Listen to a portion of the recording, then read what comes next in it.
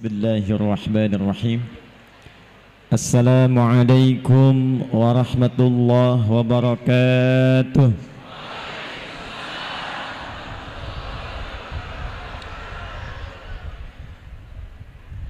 Alhamdulillahilladzi an'ama alaina kamalan ni'mati wal iman. Wassalatu wassalamu ala rasulillahilladzi ursila rahmatan lil alamin bil hannan. Fa salawatullahi alaihi wa salamuhu tam wa ala alihi wa sahbihi wa dhurriyyatihi wa ummatihi ila yaumil mi'ad min baini aidir rahman wa ba'd. Dan yang paling spesial, keluarga saya yang hadir saat ini, seluruh lapisan masyarakat, jamaah yang saya cintai, semoga kehadiran Bapak Ibu saat ini tanpa kecuali dimasukkan dalam golongan hadis Nabi Muhammad SAW. Belum selesai, jangan dulu amin. Hadisnya diriwayatkan oleh sahabat Abu Darda radhiyallahu taala anhu, dimasukkan oleh Imam besar Ibnu Majah dalam salah satu dalam kitab sunannya, dari Nabi SAW berbunyi, qala Rasulullah sallallahu alaihi wasallam, man salaka tariqan yaltamisu fihi ilma sahhalallahu lahu tariqan ilal jannah wa innal malaikata la tad'u ajnihataha ridan li talibil ilmi wa inna tullabal ilmi yastaghfiru lahu man fis samawati wa man fil ardi hatta al hittan allati fil bihar wa innal ulama'a warathatul anbiya wa innal anbiya'a lam yurithu dinaran wala dirhama fahadduhu bihadin wafir. Paham? Tidak. Man ismun mausulun yadullu ala al-fardiyatil 'ammiyah. Kata sambung konjungsi menunjuk pada setiap personnya, setiap orangnya, tapi maknanya umum. Jadi kalau ada ayat di Quran, ada hadis Nabi dibuka dengan kata man, artinya Nabi ingin mengajak bicara pada setiap kita. Karena itu kata para ulama, posisikanlah sabda Nabi itu untuk kita sebagai pribadi. Apapun jabatannya, apapun statusnya, ini Nabi sedang bicara secara personal dengan kita. Saya mau tanya pada ibu, bapak jangan dulu, karena bupatinya perempuan. Ibu kalau diajak bicara berdua dengan ibu bupati, senang tidak? Oh. Diberikan hadiah oleh ibu bupati secara personal, senang tidak? Ini Nabi ngajak bicara langsung kepada kita secara personal dan memberikan hadiah melebihi hadiah-hadiah dunia. Kata Nabi, man salaka tariqa, siapapun fulan, fulana, laki-laki, perempuan, besar, kecil, tua, muda, status apapun, salaka tariqa, yang menempuh perjalanan walau tidak mudah. Bukan syari' tapi tariq. Tariq itu jalan yang tidak mudah, kadang berliku, kadang berlubang, kadang macet, kadang sampai ke tujuan tidak semudah apa yang dibayangkan. Itu tariq. Sifatnya disebut dengan tariqah. Karena itu orang ikut tariqah tidak mudah, ada perjuangannya. Jangan dikira datang ke tempat ini begitu mudah sampai, tidak. Pun demikian dengan kami, terbang dulu naik pesawat, ganti kendaraan, sampai dengan di sini. Anda pun yang datang ke sini belum tentu sampai dengan mudah. Mungkin ada yang menunggu dari sejak ba'da subuh, ada yang sudah siap-siap ingin dapat saf pertama, ada yang sudah pengen nyiapkan kamera dapat spot yang paling bagus buat konten. Banyak hal, tidak mudah. Nah, setiap perjuangan merangkat tapak kakinya itu dijamin langsung di lisan Nabi SAW. Sahhalallahu lahu tariqan ilal jannah. Kalau benar niatnya, kata Nabi, kalau benar tujuannya datang betul-betul untuk mendekat kepada Allah, menaati Rasulullah SAW, maka dijamin dengan syafaat Rasulullah saat di yaumil hisab, langkahnya akan diringankan langsung menuju surga Allah Subhanahu wa taala. Wa innal malaikata, dan sejak orang itu berangkat, kalau niatnya benar betul-betul untuk mendekati Allah, berhijrah mendekat pada Rasulullah, itu malaikat diperintahkan oleh Allah langsung, bentangkan sayapmu, berikan ridha kepada para penuntut ilmu itu. Bentangan sayap malaikat inilah yang menghasilkan 3 hal. 1, diperintahkan mengaminkan doa-doa yang dimohonkan oleh para penuntut ilmu. Karena itu jangan sepi dari doa. Sejak berangkat berdoa, di jalan berzikir, datang menunggu momennya berdoa. Itulah sebabnya di akhir ta'lim pun, akhir pengajian pun kita membiasakan berdoa, karena hadisnya sahih. Kapan lagi doa dinaungi malaikat? Kapan lagi doa langsung diaminkan malaikat? Majlis ilmu itu peluangnya tinggi. Yang kedua, la tadau ajnihata haridan li talibil ilmi, makna kedua memohonkan ampunan kepada Allah. Ini yang menyebabkan satu ayat itu viral turun. Seorang pembunuh sudah membunuh puluhan orang, tiba kemudian ada sentuhan hidayah Allah dalam kalbunya. Allah itu begitu rahman dan lembut kepada hambanya, walaupun dosa itu bergumul, tapi nyawa belum sampai ke kerongkongan, masih diberikan haknya untuk mendapatkan hidayah. Kenal Firaun? Kenal di mana? Kecil-kecil udah kenal Firaun. Cuma di Bangkalis ada anak kecil kenal Firaun.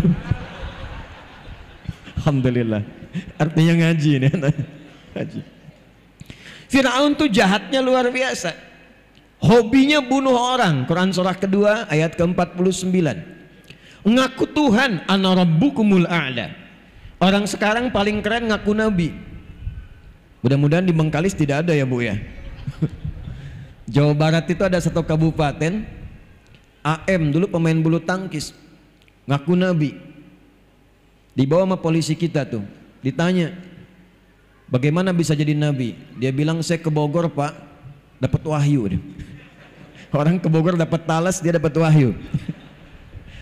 Rekor paling tinggi di Jakarta pernah, ya ada LE ngaku malaikat dan minta izin kepada gubernur pada masa itu untuk mendaratkan malaikat Jibril di Monas tuh.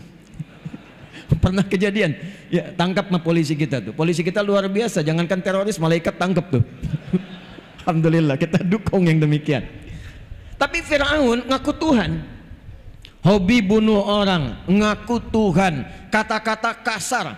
Itu yang menyebabkan Nabi Musa alaihi salam sebelum berangkat mohon kepada Allah supaya dilembutkan hatinya agar tidak tersinggung dengan kata-kata Firaun. Firaun itu kalau sudah berkata, dia jengkel, itu taruhannya nyawa. Anda kalau hidup zaman Firaun, Firaun tidak suka rambutnya, itu bukan disuruh cukur, tolong pisahkan kepala dari badannya. Firaun. Karena itu Nabi Musa berdoa sebelum berangkat, Rabbi syrahli wa yassirli wahlul 'uqdatam min lisani yafqahu qawli. Tapi sebelum doa itu dilakukan, turun perintah Allah di surah Thaha ayat 43 sampai 44. Perhatikan, Fir'aunnya, catat ini. Fir'aunnya itu tidak menutup haknya untuk mendapatkan hidayah dari Allah.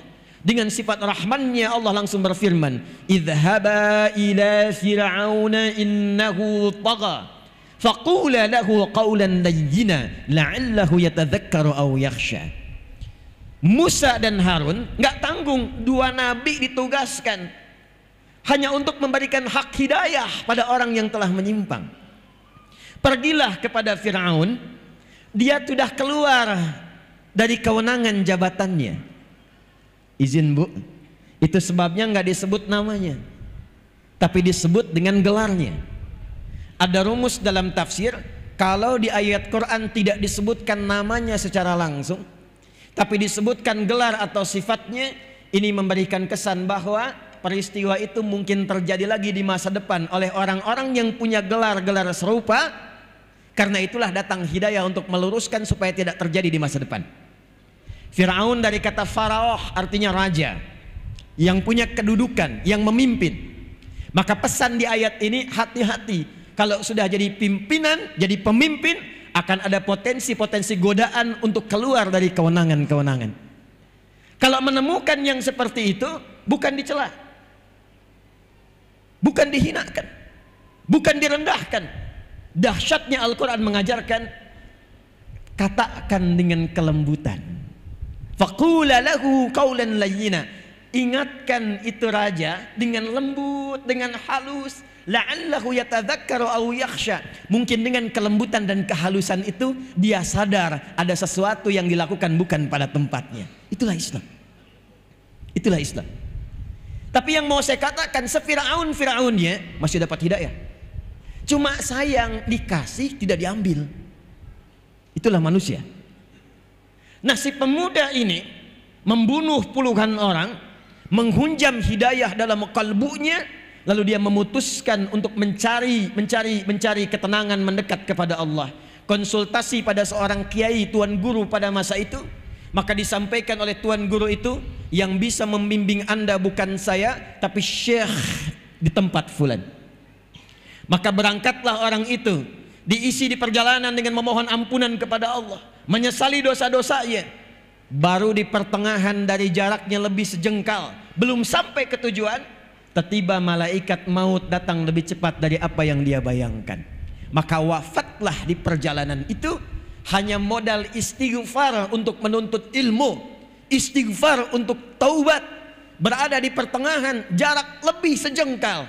Maka apa yang kemudian disampaikan oleh Allah, diperintahkan pada malaikat, taubatnya saya terima. Amalan sejengkal itulah amalan pertama yang dia lakukan setelah taubat, yang mengantarkan dia pada ridha dan jannahnya Allah subhanahu wa ta'ala. Turunlah Quran surah keempat An-Nisa ayat 100 untuk memberikan motivasi, termasuk penjabaran dari kisah ini. Wa may yuhajir fi sabilillahi yajid fil ardi muraghaman katsiran was'a. Wa may yakhruj min baitihi muhajiran ila Allahi war Rasul. Perhatikan kalimatnya. Thumma yudrikhul maut faqad waqa'a ajruhu 'ala Allah. Siapa yang berniat mengikuti spirit hijrah. Spirit hijrah bahasa Arabnya disebut hijriyah. Iya-nya untuk ikut, taknya untuk sifat. Hijrah itu peristiwanya. Saya ulangi, hijrah peristiwanya. Karakternya, sifatnya, tuntunannya itu tambah tak di ujungnya setelah ya nisbah. Kalau kita ingin ikuti spiritnya, membawa pedomannya, kita terapkan dalam kehidupan, maka rubah kalimatnya dari kata hijrah menjadi hijriyah. Kenapa kalender Islam disebutnya dengan hijriyah? Untuk memberikan kesan kepada kita bahwa setiap hari, setiap pekan, setiap bulan, dan dievaluasi setiap perganti tahun, usahakan orang-orang Islam itu selalu mengambil, belajar dan mempraktekkan spirit-spirit hijrah yang pernah diajarkan oleh Rasulullah sallallahu alaihi wasallam. Itu rahasianya kenapa disebut hijriyah. Jadi kalau mau lebih tepat kalimatnya 1445 hijriyah. Itu lebih tepatnya. Saya kembalikan terlebih dahulu. Siapa yang mau belajar dari spirit hijrah ini dan dia mau menaati Allah dan Rasulnya, maka kata Allah, kalau masih ajal ada untuk berkehidupan, masih belum tiba wafatnya, akan dirubah keadaannya menjadi lebih baik, lebih makmur, dan lebih sejahtera dalam kehidupannya. Nanti saya berikan rahasia kenapa Nabi Muhammad diperintahkan hijrahnya dari Mekah ke Yathrib, bukan ke tempat lain. Dan itu pembuktian dari spirit hijrah. Tapi kalau ada yang berangkat sampai di sini, kemudian pulang ke rumah, belum sempat melihat hari esok, tiba-tiba meninggal dunia. Dengan niatnya saja, kata Allah, saking dahsyatnya kita berkumpul hari ini. Apalagi niat kita meneladani sifat hijrah, saking dahsyatnya. Kalau benar niatnya, betul tujuannya, dia wafat, diterima oleh Allah taubatnya, digugurkan dosanya, dan berpotensi dicatatkan amalannya untuk mengantarkan pada surganya Allah subhanahu wa ta'ala. Itu ayat Qur'annya. Nah sekarang kita masuk pada inti bahasannya. Apa sajakah spirit-spirit hijrah itu?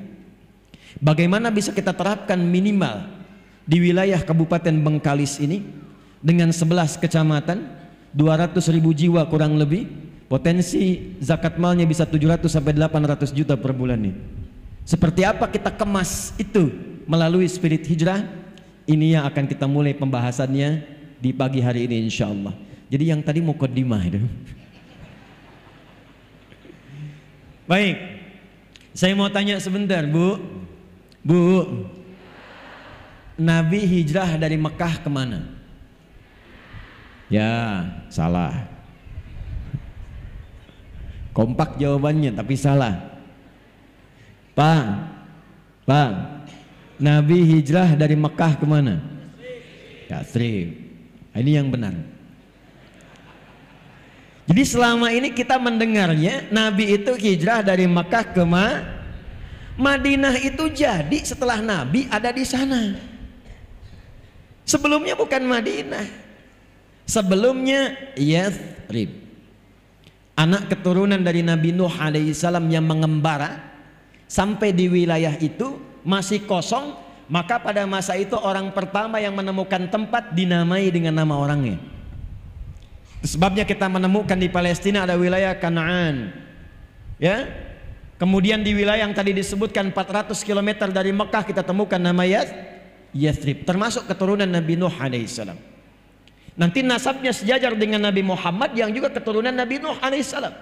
Dari jalurnya Nabi Ismail ke Nabi Ibrahim alaihissalam. Muhammad sallallahu alaihi wasallam bin Abdullah bin Abdul Muttalib bin Hashim bin Abdul Manaf bin Qusay bin Murrah bin Kilab bin Ka'ab bin Ghalib bin Fihr bin Lu'ay bin Malik bin Nadar bin Kinana bin Khuzaimah bin Mudrikah bin Ilyas bin Nizar bin Mudar bin Ma'ad bin Adnan bin Addi bin Adri bin Muqawwam bin Nagur bin Tarikh bin Ya'rub bin Yasjub bin Nabit bin Ismail alaihi salam bin Ibrahim bin Azar atau bin Nagur bin Abir bin Kinan bin Arfakhshad bin Sam bin Nuh alaihi salam. Ketemu di situ. Bin Mihlail bin Matusyala bin Kinan bin Anwas bin Thith bin Adam alaihi salam. Ayo coba ulangi. Ya. Nah, Yathrib ini kemudian menemukan tempat itu, lalu berkumpullah orang-orang yang datang duluan itu banyak yang datang dari Yaman awal-awal ke situ.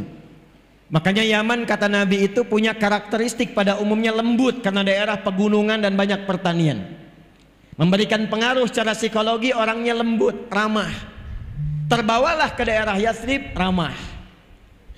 Ada viral-viral di era setelah Nabi Musa alaihissalam akan ada nabi terakhir orang hebat, orang ramah, orang lembut, orang toleran yang kelak akan mulai berdagang, datang pertamanya ke wilayah Yathrib juga dan kelak hijrah ke sana. Maka berbondong-bondonglah orang Yahudi pun datang ke wilayah itu. Salinglah kemudian berkumpul dan muncul sifat keyahudiannya. Dimonopoli ekonominya, pasar dikuasai. Riba muncul, ketimpangan muncul, maka yang terjadi apa? Maaf, tidak stabil ekonominya. Dua, konflik muncul, fitnah muncul, pertikaian muncul. Suku besar Aus dan Khazraj diadu domba, 600 tahun tidak selesai konfliknya. Jadi kalau di Aus, kecamatan Aus ini ada yang meninggal, di Khazraj pun harus ada yang wafat. Ekonomi tidak stabil, konflik sosial tinggi, kriminal banyak, sampai orang Arab menyimpulkan kalau Anda ingin lihat sejelek-jeleknya pasar setelah pasar yang di Irak itu, maka pasar yang paling jelek di wilayah Arab wilayahnya Yathrib. Nggak ideal. Tapi yang paling menarik, kenapa Nabi Muhammad SAW diperintahkan oleh Allah hijrahnya ke Yathrib? Padahal Taif sudah maju. Taif itu maju, buah-buahannya banyak, kotanya bagus. Tapi qadarullah begitu masuk Taif kok dilempari, jangan masuk sini. Itu ada hikmahnya. Itulah sebabnya ketika malaikat penjaga dua gunung turun mengatakan, ya Rasulullah ya Muhammad sallallahu alaihi wasallam, mud yadaika ila sama atau kama qala, angkat tanganmu ke langit, mohonkan pada Allah supaya aku mengangkat dua bukit ini untuk menghimpit semua orang Taif itu yang telah melemparimu. Kata Nabi, lah, jangan lakukan. Fa innahum qaumun la ya'lamun. Karena mereka cuma kaum masyarakat yang belum paham saja, belum tahu. Ini manhaj dari Nabi, kalau ada orang belum tahu jangan dicela. Tapi minimal didoakan lantas diberitahu. Mungkin dengan doa itu dia menjadi tahu dan menjadi baik di kemudian hari. Maka kata Nabi, kelak insya Allah aku bermohon pada Allah, akan muncul di bumi Taif laki-lakinya, perempuannya, remajanya, anak kecilnya, yang mereka mengatakan asyhadu an la ilaha illallah wa asyhadu anna Muhammadar Rasulullah.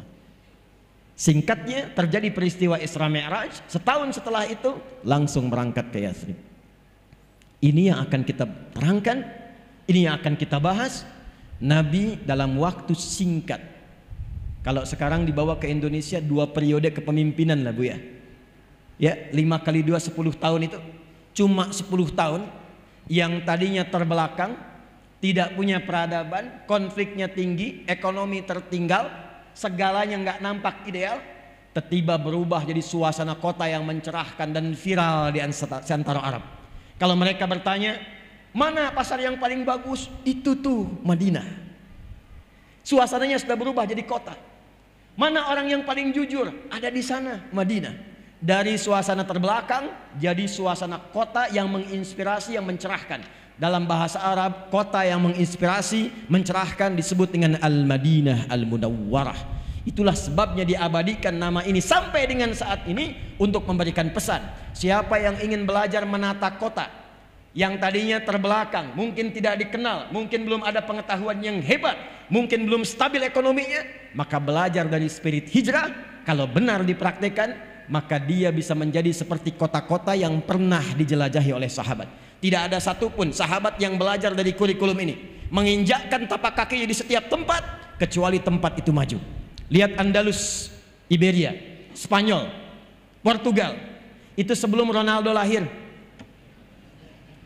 Pique muncul, Xavi muncul, Barcelona, Real Madrid, Sevilla muncul semua. Itu nggak ada apa-apanya terbelakang. Kapan jadi maju punya peradaban 7 abad? Ketika seorang gubernur namanya Musa bin Nusair memerintahkan Tariq bin Ziyad, Pangdam, Panglima wilayah provinsi Afrika Utara pada masa itu, berangkat ke Iberia. Rakyat Andalusia meminta untuk membawa nilai-nilai keislaman dipraktikkan di sana. Nggak nunggu waktu lama, selang beberapa waktu langsung jadi kota berperadaban. Peradaban Islam di Andalus. Eropa yang sekarang maju dapat dari mana pedomannya? Dapat dari mana tuntunannya? Yang Anda lihat sekarang Amerika, Eropa, ada Inggris kemudian, ada Belanda kemudian, ada Jerman kemudian, sampai bahkan ke Pasifik, ke Jepang. Dari mana semua tuntunan itu? Kalau jujur mau belajar sejarah, semua turunannya akan mengerucut kepada masa-masa keemasan di Spanyol yang terhubung nasabnya kepada nilai-nilai keislaman dalam hijrah. Cepat, ada 3. Ada berapa? Ada 3. Yang paling pokok, yang bila ini dilakukan dan diterapkan di setiap daerah manapun, akan merubah daerah itu secara otomatis menjadi suasana kota yang mencerahkan. Bengkalis siap?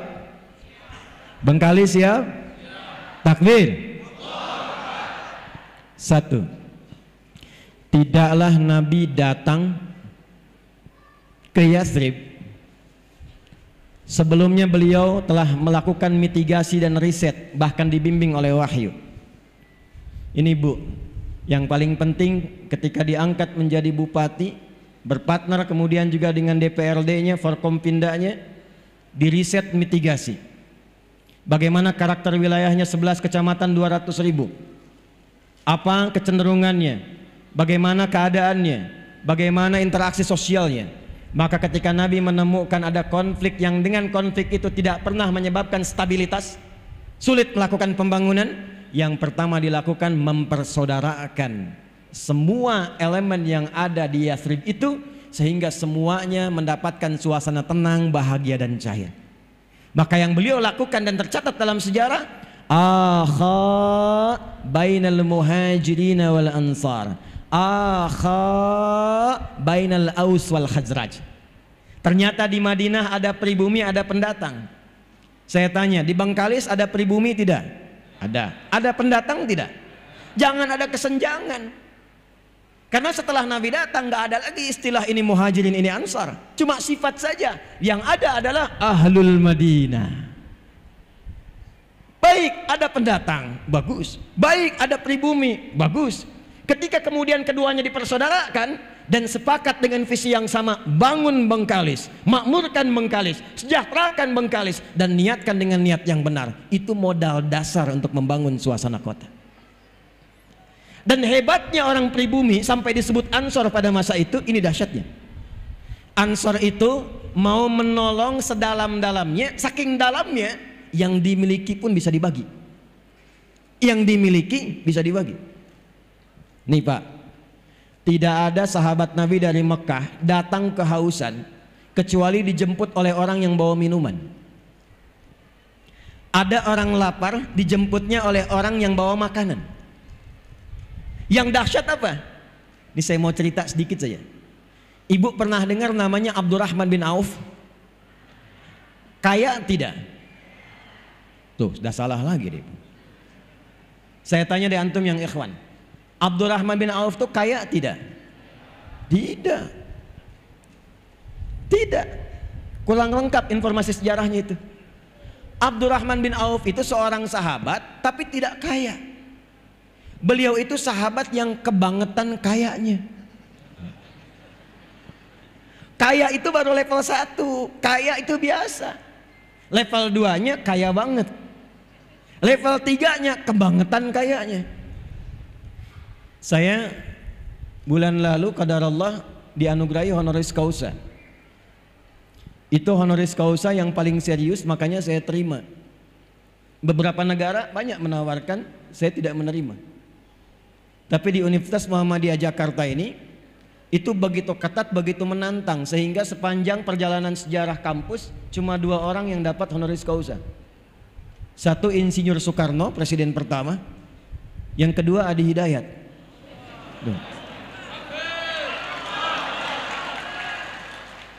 Dan itu 2 tahun. 2 tahun. Mesti dilihat kualifikasinya, mesti bikin karya ilmiah. Karya ilmiahnya diuji oleh semua profesor yang ada di situ. Di antara riset yang saya lakukan adalah bagaimana mentransformasikan pendidikan, menjadikan pendidikan itu bisa membangun peradaban dan kemanusiaan.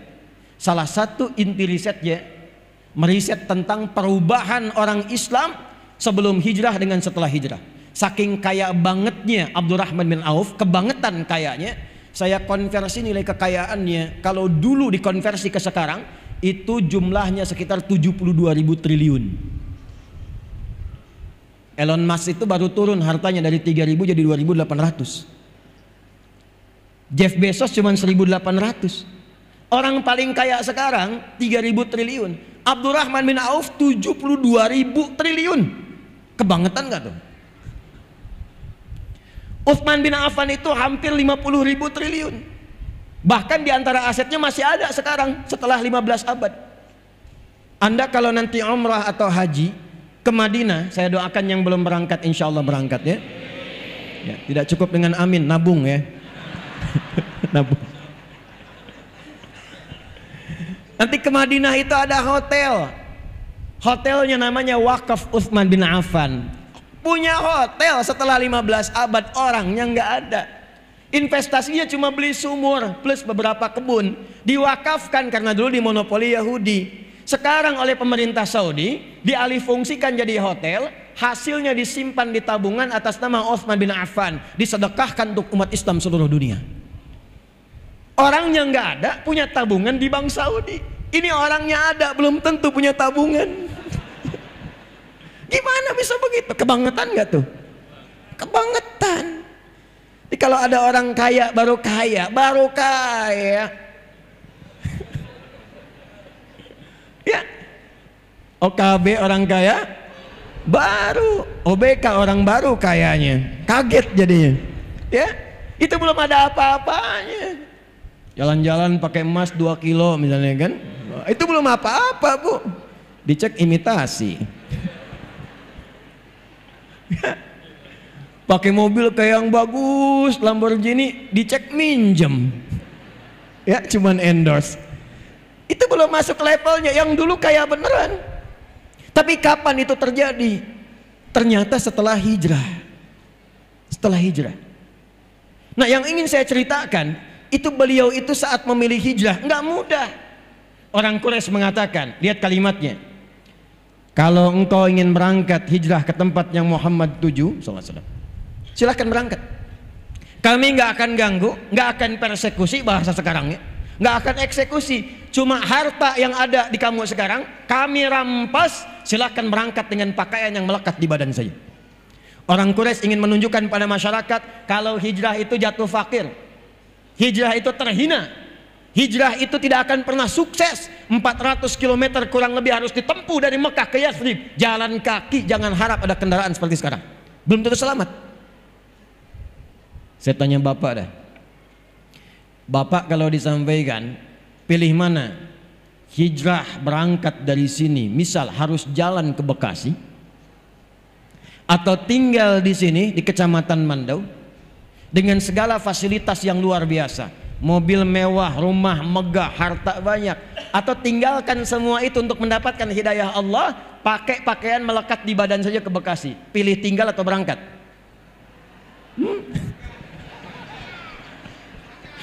Jawabnya pelan banget, tinggal. Emang nggak mudah. Nanti kita lihat kuncinya apa. Ternyata Abdurrahman bin Auf memutuskan, saya berangkat. Nanti kita akan belajar pada kunci yang ketiga. Kalau ini ada dalam jiwa kita, dunia kecil, lewat semua. Kuncinya 3. Nanti yang ketiga itu yang akan kita ambil. Tapi yang dahsyat, istri ditanya, Bu, karena memang kalau masalah hijrah suami istri itu kadang-kadang juga belum tentu sama semua. Istrinya ditawari, tenang Bu, maaf ya, saya ke perempuan dulu, ke akhwat. Kata orang Quraisy, kalau kamu ikut suami, pakai pakaian yang melekat di badan saja silahkan berangkat, belum tentu selamat. Tapi kalau kamu memilih tinggal di Mekah, kami berikan semua harta suamimu, kami jamin keamananmu, dan kami berikan kesempatan pilih laki-laki manapun terbaik di Mekah ini untuk dinikahi, kami fasilitasi pernikahannya. Tenang ya Pak, tenang. Bu, anggap suami Bapak nggak ikut saat ini. Kalau ibu ditawari seperti itu, silahkan berangkat dengan pakaian yang melekat ikut suami, atau tinggal di Bangkalis ini, semua harta suami diberikan, difasilitasi, boleh nikah manapun pria yang diinginkan difasilitasi oleh pemerintahan setempat. Ibu kalau ditanya demikian, saya tanya, ikut suami atau tinggal? Jujur. Masa? Aduh, kemarin uang bulanan telat aja langsung bikin status. Engkau tidak seperti yang aku kira, nggak nyangka ya, padahal nyangka tuh. Ternyata istrinya memilih untuk tinggal. Ya ini belum selesai kisahnya. Nih Ansor Bu, Pak Ansor, nanti saya turunkan ke program ini maksudnya. Begitu berangkat, sampailah kisah ini viral sampai ke Yathrib. Dijemputnya oleh orang paling kaya yang ada di Yathrib, yang kebun kurmanya paling banyak, asetnya paling banyak. Dijemput kemudian ditawari, karena beliau menyimpulkan, belum tahu nih, punya sesuatu dalam hatinya, belum tahu.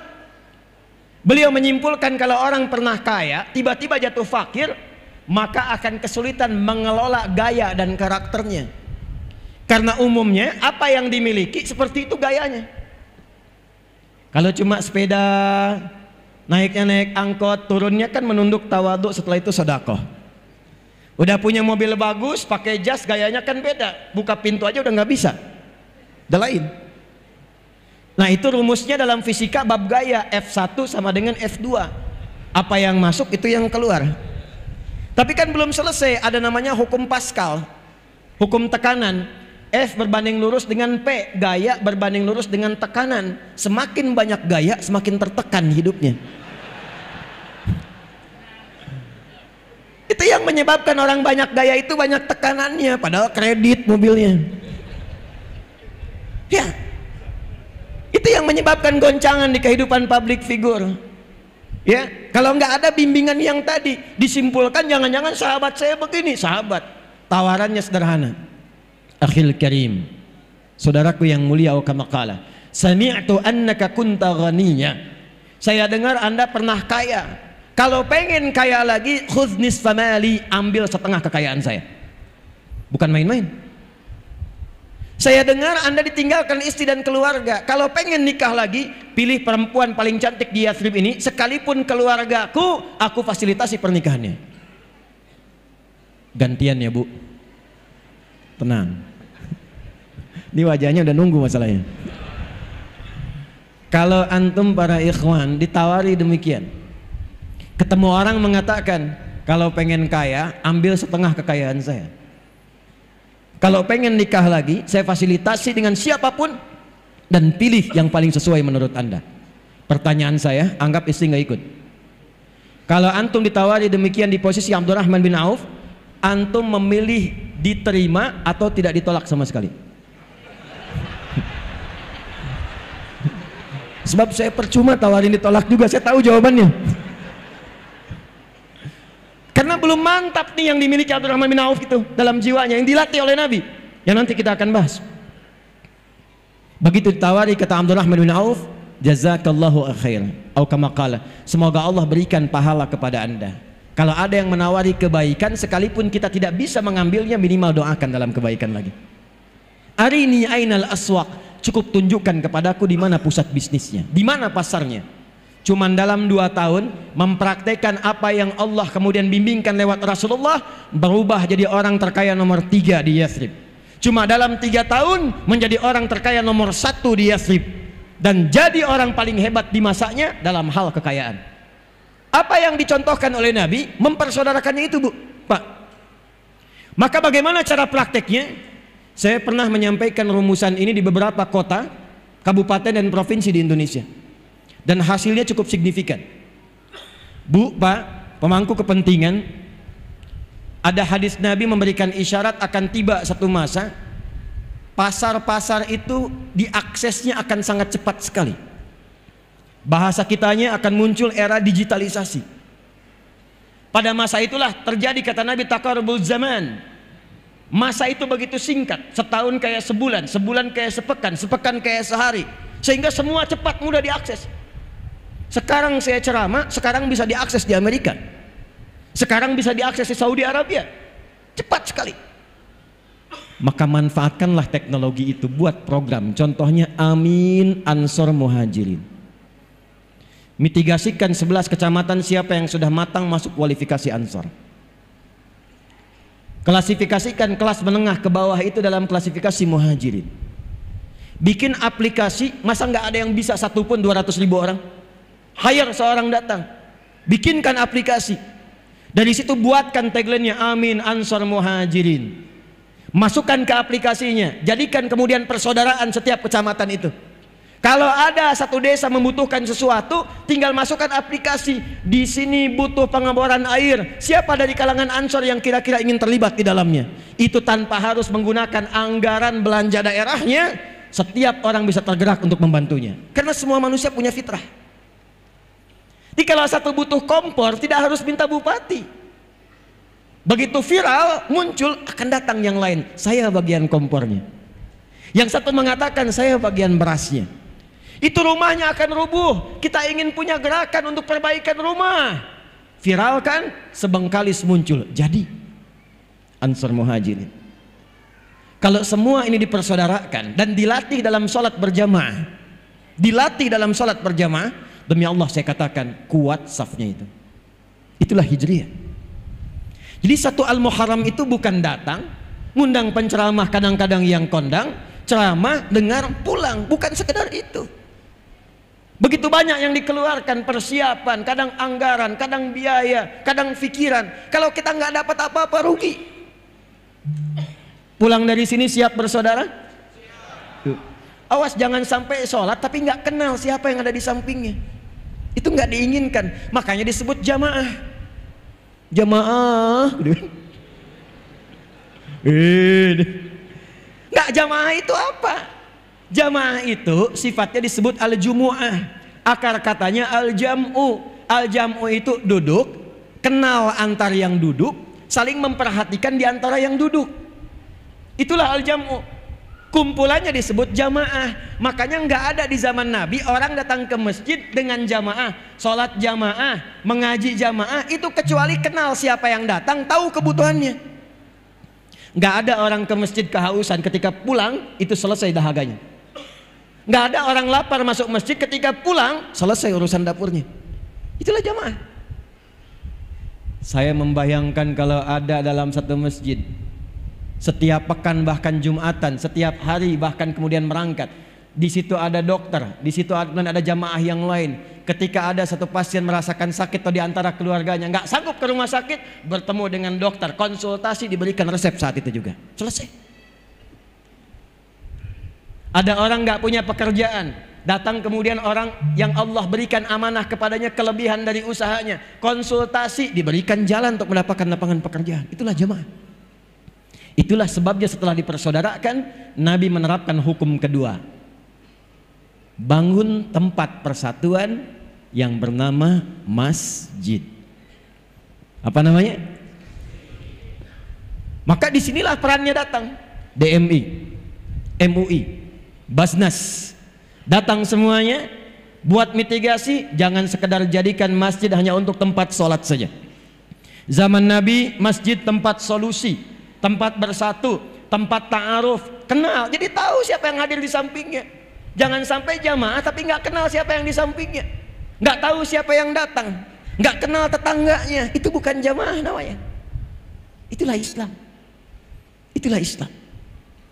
Dan dahsyatnya setelah itu muncul yang ketiga. Ini akan saya percepat.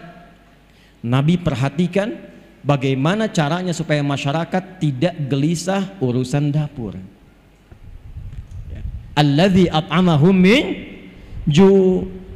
Rakyat itu semangat membangun, kompak dengan pemerintahannya. Kalau urusan dapurnya terpenuhi, gimana caranya ekonominya stabil? Maka Nabi stabilkan urusan ekonomi dan pasarnya. Disepakati bikin piagam Madinah, harga sekian, diviralkan. Hei, kalau yang butuh gandum, tutu yang itu saja. Kalau yang butuh pakaian, itu orangnya yang itu. Kalau mau kurma, ini pasar kurma seperti ini. Harganya kemudian stabil. Jadi pasarnya hidup. Nggak ada orang Madinah belanjanya ke Mekah. Nggak ada orang Madinah belanjanya urusan pokok yang di dalam harus ke Syam. Yang nggak ada di Madinah baru keluar dari situ. Tapi UMKM-nya diberdayakan di lingkungan Yathrib yang kelak menjadi Madinah itu. Maka yang ketiga, ibu cek bu, berapa banyak UMKM di kecamatan, semua kecamatan wilayah Bengkalis itu. Siapa saja kemudian yang punya profesi-profesi A, yang jualan beras berapa, yang bertani berapa orang, yang berternak berapa orang, yang di sayuran mana lokasinya. Maka fasilitasi sekarang eranya era digital. Aplikasi yang tadi masukkanlah kemudian usaha UMKM di dalamnya. Jadi masyarakat tahu kalau pesan beras, oh ini di kecamatan Mando ada berasnya, belanjanya di situ. Siapa yang ngantarkan? Bikin program namanya Ojek Soleh. Yang pakai Gojek berikan aplikasi lokal, itu yang ngantarkan. Biaya dari mana? ASN tiap bulan belanjanya lewat situ. Konfirmasikan lewat Basnas. Masukkan ke dalam masjid, kotak infaknya pakai, modalnya nol, nggak pakai APBD. Saya bukan sekedar teori, kami sudah praktekkan di Bekasi. Kita bikin program Ojek Soleh, di mana absensinya di masjid pakai fingerprint. Ojek Soleh pakai fingerprint, klik bunyi. Kalau bukan bagian dari Ojek Soleh, klik saya ustadz, saya kiai, saya cek, klik, silahkan coba lagi. Tukang ojek klik masuk. Kapan absensinya dimulai? Subuh. Jamaah. Konsisten sebulan aman urusan sembako, nggak perlu pikirin di rumah. Sudah dikalkulasikan dari zisnya, zakat, infak, sedekah. Berapa banyak orangnya? Ini bagiannya. Hasil yang didapatkan 70% ambil, 30% tabung. Dibantu progresnya. Dikumpulkan, support yang lain lagi. Kalau yang lain sudah bagus, jadikan beasiswa, berikan tabungan umrah. Tukang ojek yang tadinya ngojek, kebutuhannya terpenuhi, bisa umrah, bisa beasiswa anaknya. Itu spirit hijrah. Dan itulah perubahan yang kita siapkan saat Muharram ini. Kalau bisa kita siapkan demikian, akur tempatnya, demi Allah saya katakan, apa yang terjadi di tempat lain, kegelisahan-kegelisahan, maaf, coba cek berita tiap hari sekarang. tiap hari. Kumpulkan, bandingkan setiap portal berita. Demi Allah saya yakin 85% isinya kriminal semua. Tanya sama teman-teman polisi kita tuh, tentara kita. Saya kalau buka berita, yang terlihat pertama kali korupsi, pencurian, penjamretan, pembegalan, zina, perkosaan, puncaknya pembunuhan. Ini nggak pernah terjadi. Yang dahsyat itu, yang tadinya jahiliyah, semua khatam perbuatan tadi, khatam. Zina semua jenisnya, khatam. Mabuk paling amatir 5 kali dalam sehari, paling amatir. Pembunuhan hampir tiap hari. Tapi setelah peristiwa hijrah, semua aman, damai, tentram. Tingkat kriminalitas nyaris 0, sekian persen saja. Selesai. Maka berubahlah kemudian kota Bengkalis ini menjadi Al-Madinah Al-Munawwarah. Paham? Baik. Bagian penutup di prakteknya. Saya mau tanya, apakah semua yang di Bengkalis ini muslim saja? Tidak. Ada non muslimnya? Apa semua yang tinggal di Madinah itu hanya semuanya muslim? Tidak. Ada Yahudinya? Ada. Ada non muslimnya? Kok bisa kompak? Kok bisa rukun? Kok bisa maju? Di antara faktornya, Nabi menanamkan nilai-nilai toleransi yang luar biasa yang langsung dicontohkan oleh umat Islamnya. Apa di antara prakteknya? Yuk kita lihat contohnya. Saya berikan 2 saja. Ibu ada yang suka masak, Bu? Ada yang suka masak? Alhamdulillah. Lihat, masih ingat hadis Nabi ini? Jika Anda masak makanan, baunya sampai ke tetangga, maka bagilah makanan itu walaupun ibu hafal hanya kuahnya. Jadi ibulah yang masak opor, ibu makan ayamnya, ibu bagi kuahnya ke tetangga, gitu kan? Saat ibu bagi, tetangga tangga, kenapa cuma kuahnya, Bu? Hadis Nabi. Gitu ya. Itu maksudnya, kalaupun ada bumbu-bumbu yang kadang orang salah paham karena mencium bau tak sesuai masakannya. Sekarang ada bumbu rendang yang dimasak tempe, bumbu opor yang dimasak singkong. Supaya tak salah paham, kirimkan keadaannya supaya dia mengerti apa yang dimasak itu. Tapi saat dikirimkan itu, apakah Nabi mengatakan kalau tetangga Anda orang Islam saja? Tidak. Betapa banyak non muslim dikirimkan. Allahu Akbar. Dan yang paling indah itu ketika diberikan, bertanya, Anda baik sekali. Perhatikan jawabannya. Bukan, Allah yang memerintahkan saya untuk berbagi. Kenal Allah. Anda masak, tetangganya mungkin bukan yang muslim saja, ada yang Kristen, mungkin Hindu, mungkin Buddha. Masak, datangi. Anda sampaikan begitu keluar, pagi Bu, ini kebetulan saya masak rendang 1 panci. Ibu baik sekali. Bukan, Allah yang memerintahkan saya berbagi. Maka selama hidup dia kenal kalimat Allah dari lisan ibu. Besoknya dia kembalikan panci, Bu, yakin saya dia sudah bisa mengucapkan Assalamualaikum. Tuh. Ibu keluar, Waalaikumsalam. Ibu mau mengembalikan panci? Iya. Sekaligus nanya, kira-kira hari ini Allah perintahkan berbagi lagi enggak?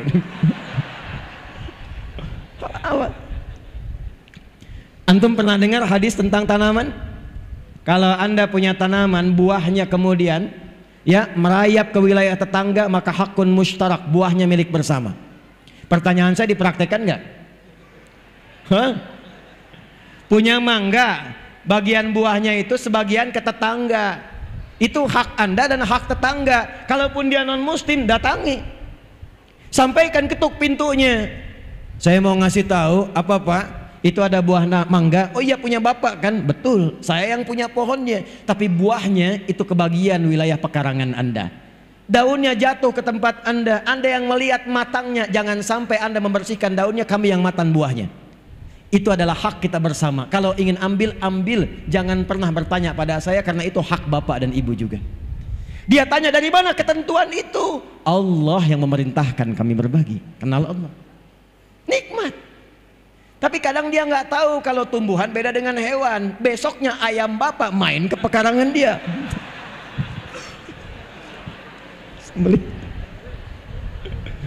Dia dia datang siang-siang ketemu bapak, Masya Allah Pak, Tuhan bapak itu luar biasa katanya. Kemarin kami dikirim mangga, sekarang dikirim ayam. Itulah keindahan. Baik, saya kira tidak banyak yang ingin saya sampaikan. Yang penting poin-poin hijrahnya yang kita siapkan. Jadi sekarang saya ingin membawa resolusi kesepakatan bersama demi Bengkalis yang kita cintai ini. 1, siap bersaudara? Saya tidak ingin mendengar lagi ada orang bertikai di Bengkalis ini. Ada orang yang mengambil hak orang lain. Ada pembegalan di Bengkalis ini. Kalau kita sudah kompak menyiapkan persaudaraan, tunjukkan, berikan inspirasi lewat kegiatan di pagi hari ini ke seluruh wilayah Indonesia, bahwa Bengkalis akan memancarkan cahaya-cahaya kemuliaan sehingga menjadi suasana kota yang menginspirasi dan mendapatkan satu predikat baldatun thayyibatun wa rabbun ghafur. 2, pemerintah dan masyarakat kompak. Hadis Muslim nomor hadis 1855. Perawinya namanya Auf bin Malik al-Ashja'i. Diriwayatkan oleh Imam Muslim, dicantumkan dalam salah satu kitab sahihnya. Kalau ingin kompak, maka kata Nabi rumusnya sederhana, hadisnya sahih.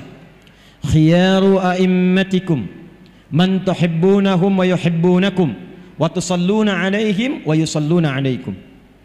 Kalau Anda ingin menemukan pemimpin-pemimpin yang baik, bupatinya baik, wakilnya baik, DPRD-nya baik, ya, kemudian apalagi Kapolresnya kemudian baik, polseknya baik, kemudian di TNI-nya, Kodimnya, kemudian dan ramilnya baik sampai ke bawahnya, kuncinya 1. Kata Nabi, berusahalah untuk saling mendoakan sehingga tertanam rasa cinta di dalamnya. Doakan beliau-beliau ini, karena hisabnya tidak mudah, tidak ringan Bu. Ada orang kepleset di salah satu kecamatan, yang dihisab Pak Camat, laporannya Bu Bupati. Tidak mudah, didoakan. Dan ketika doa disampaikan oleh jamaah, sampaikan jamaah, hidayah Allah diturunkan. Datang ulama-ulama yang baik dari MUI-nya, DMI-nya, Basnasnya, duduk sama-sama bagaimana caranya memberikan kemaslahatan pada masyarakat. Ibu pun mendoakan, bapak mendoakan. Kalau sudah saling mencintai, maka dilanjutkan. Itulah yang akan menjadikan semua dikumpulkan dalam kebaikan, yang bahkan doa pemimpinnya sulit untuk ditolak oleh Allah Subhanahu wa taala. Kalau Anda kembali, ada masjid, ini sebelum saya tutup, ada masjid tapi nggak ada jamaahnya, tolong data siapa saja tetangga-tetangga muslim yang muslim, siapa-siapa saja tetangga masjid yang muslim. Tidak usah diceramahi, tidak usah dimarahi. Sabtu habis subuhan, sebelumnya beli buah, jangan banyak-banyak, 5 aja, masukin kresek plastik. Habis subuh, jamaahnya tengok ke rumahnya, datangi, Assalamualaikum Pak. Salam, sehat Bapak? Sehat. Kami kira sakit Pak, tadi nggak kelihatan di masjid. Ini kami bawakan buah. Itu insya Allah duhur dia ke masjid duluan sebelum Anda datang. Penuh. Setelah itu kerjasama, kuatkan ukhuwah, seimbangkan pasar, kompak kita praktekkan. Semoga menjadikan Bengkalis ini insya Allah sebagai kabupaten menuju kota yang dirahmati oleh Allah Subhanahu wa taala. Alhamdulillah, saya kira itu yang bisa disampaikan, yang menjadikan kita menutup dengan doa di kesempatan siang hari ini. Mudah-mudahan semua yang datang dirahmati oleh Allah Subhanahu wa taala, diridhai, disehatkan, dikuatkan dan diberkahi kota ini dalam kebaikan. Allahumma taqabbal minna innaka antas sami'un alim wa tub 'alaina innaka antat tawwabur rahim. Nahmaduka hamdan kama 'allamtana an nahmadak wa nashkuruka syukran kama 'allamtana an nashkurak, antal muqaddim wa antal muakhir biyadikal khair. Innaka ala kulli syai'in qadir. Rabbana nusalli wa nusallimu ala habibikal karim rasulikal mustafa al-amin sayyidina Muhammadin wa ala alihi wa sahbihi ajma'in. Rabbana la tada' lana fi maqamina hadha dhanban illa ghafartah. Ya Allah, kalau ada pendosa hadir di sekitaran masjid ini, di dalam majlis ini, jangan biarkan ia pulang sebelum Kau ampuni seluruh dosa-dosanya. Wala hamman illa farajtah. Jika ada di antara kami yang tengah hadir dengan kegelisahan, jangan biarkan ia pulang kecuali Engkau telah tenangkan keadaan hatinya. Allahumma wala asiran illa yasartah. Ya Allah, Engkau maha mengetahui, boleh jadi ada satu di antara kami yang datang membawa kesulitan di pekerjaannya, di rumah tangganya. Mohon jangan biarkan ia pulang kecuali Engkau telah angkat dan hilangkan seluruh kesulitannya. Wala maridan illa syafaitah. Jika ada di antara kami yang Engkau uji dengan penyakit seberat apapun, maka mohon angkat dan sembuhkan penyakitnya. Allahumma barik ya Allah hadhil muhafadhah baldatan tayyibatan wa tardaha. hadhil baladiyah ya arhamar rahimin kama tuhibbuha wa tardah. Ya Allah, mohon berkahi kota Bengkalis ini, kabupaten ini ya Allah, dengan seluruh penduduknya, para pemimpinnya. Berikan keberkahan yang sempurna yang mendekatkan masyarakat ini kepadamu dengan kedekatan terbaik ya arhamar rahimin.